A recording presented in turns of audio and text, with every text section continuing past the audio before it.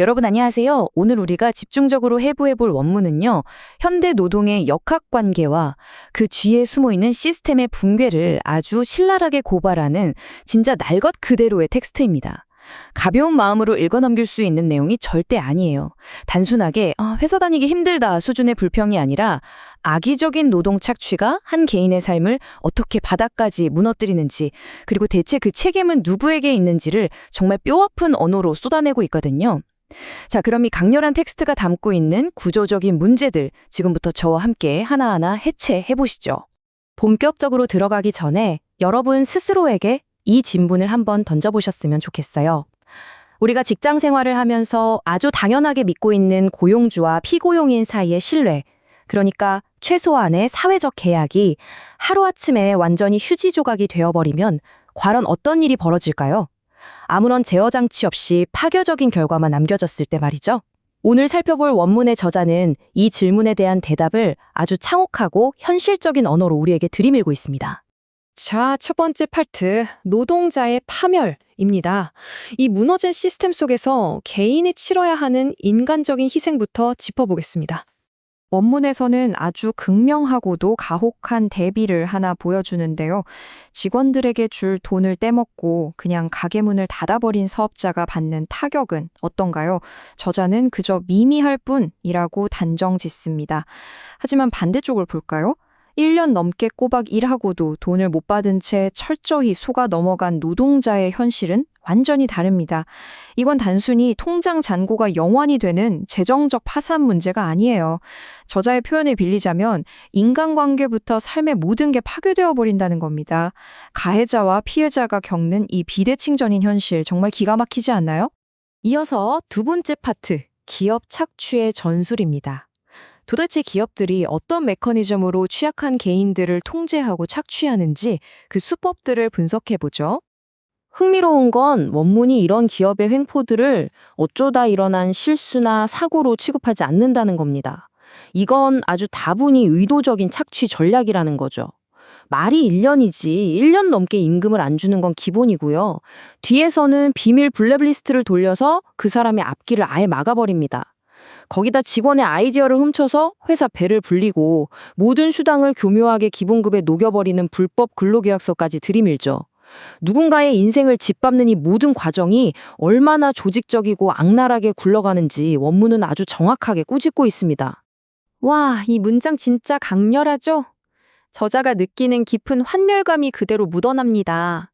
우리가 뉴스에서 흔히 듣는 친기업이라는 단어, 보통은 경제를 살리고 투자를 늘린다는 아주 긍정적인 의미로 포장되잖아요.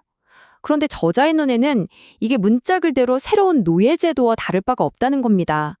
노동자의 관리가 완전히 배제된 일방적인 친기업 정책이 결국 사람을 어떻게 도구로 전락시키고 올가매는지 그 본질을 아주 날카롭게 찌르는 한마디라고 할 수 있죠.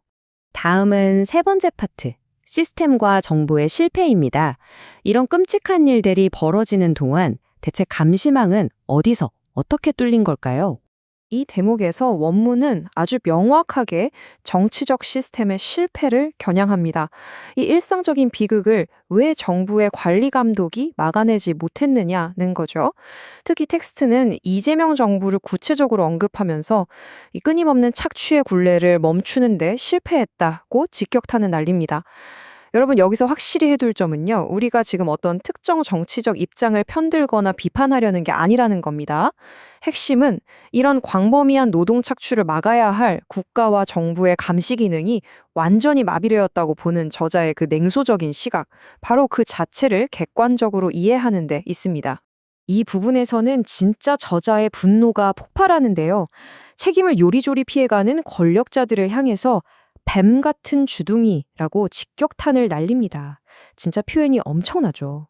한 사람의 인생이 박살나든 말든 그저 아유 이건 사회 구조적인 문제입니다. 시대가 그래서 그래요. 하면서 교묘하게 빠져나가는 그 핑계들.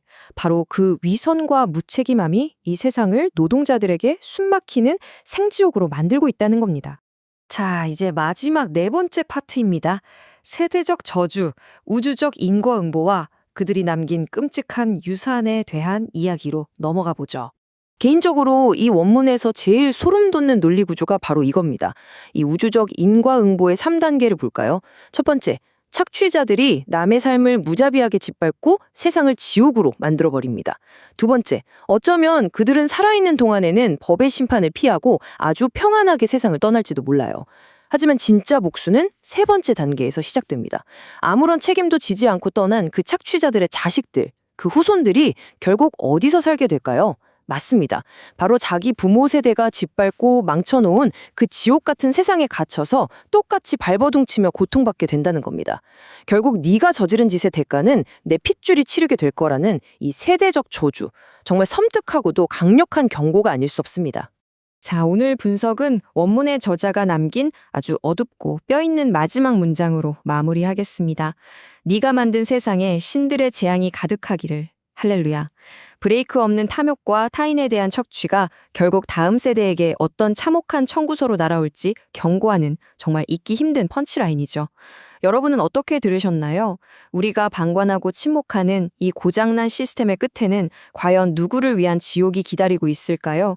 이 묵직한 질문을 여러분께 남기면서 저는 다음 시간에 더 흥미롭고 깊이 있는 분석으로 찾아오겠습니다. 함께해 주셔서 감사합니다.